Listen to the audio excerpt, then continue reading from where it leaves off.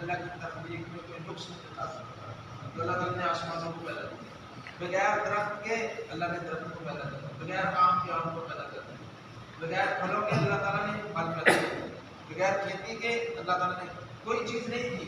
अल्लाह ताला ने अपनी कुदरत से सारी चीज़ें पैदा की।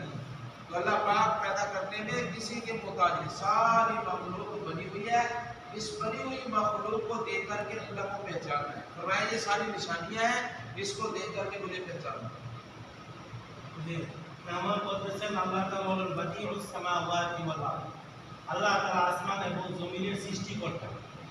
তো বাদিউন শব্দের অর্থ হলো এমন সৃষ্টিকর্তা যে পূর্বে কোনো নমুনা বা নকশা কোনো নিদর্শন ছিল না। এই নমুনা নকশা কোনো কিছু দেখা ছাড়াই আল্লাহ তাআলা এগুলো আলাদা আলাদাভাবে সৃষ্টি করছে। সুবহানাল্লাহ। জমিন ছিল না, আল্লাহ তাআলা জমিনের কোনো নকশা, জমিনের কোনো কল্পনা, কোনো চিহ্ন ছিল না।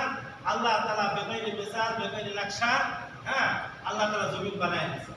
আসমান ছিল না, আসমানকে আল্লাহ তাআলা বানাইছে। কোনো গাছে কোনো নমুনা স্ট্রাকচার কোনো কিছু ছিল না যেটা দেখা কল্পনা করে আরেকটা জিনিস বানাবে এরকম না। আল্লাহ তাআলা সম্পূর্ণ গাছ আল্লাহ তাআলা তৈরি করছেন গাছের নমুনা